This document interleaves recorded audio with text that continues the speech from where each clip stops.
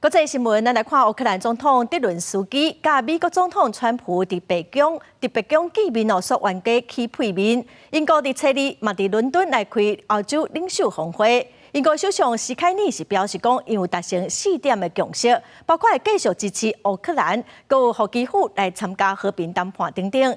英国首相斯凯尼是认为，乌克兰要有美国的保证，才法度得到长久的和平。乌克兰总统泽伦斯基嘛表示讲，已经准备好要签署扩散协议了。伫美欧元首会面不欢而散了后，英国初二伫伦敦召开欧洲领袖峰会。伫英国首相斯凯尔邀请之下，包括乌克兰总统泽伦斯基甲10多名欧洲国家领袖参欧盟北约高层拢出席峰会。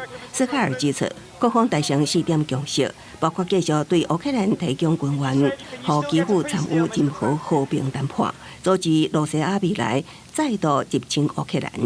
各有组建联盟，以保护乌克兰，佮确保因的和平。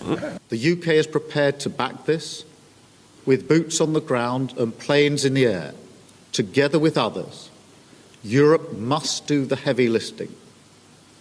But to support peace in our continent and to succeed, this effort must have strong US backing. 斯凯尔也强调，伊无认为美国是无可靠的盟友，佮宣布会佮提供乌克兰16亿英镑大约新台票664亿援助，来买5000粒防空飞弹。法国总统马克龙表示，当甲英国提议对乌克兰的能源基础设施休战1个月，不过只限空中佮海上，并无包括地面战斗。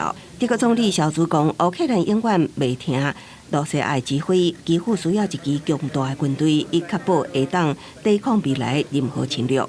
波兰总理图斯克认为，欧洲要加强军事甲国防自主。加拿大总理杜鲁道佮一摆表示对泽伦斯基甲乌克兰的支持。欧盟执委会主席冯德莱恩指出，欧洲迫切需要中心武装，佮向美国表明准备捍卫民主。We urgently have to rearm Europe.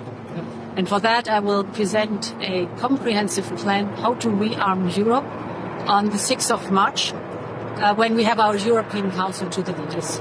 伫美欧领袖会面了后，紧张的气氛之下，英国、法国元首出面协商。北约秘书长李特也做公称，建议泽伦斯基思考安怎修复甲川普的关系。泽伦斯基表态，乌克兰已经准备好签署扩散协议。Незважаючи на те, що сталося раніше, незважаючи на це, ми конструктивні. Якщо ми домовилися, що вона буде підписана з нашого боку, ми готові підписувати.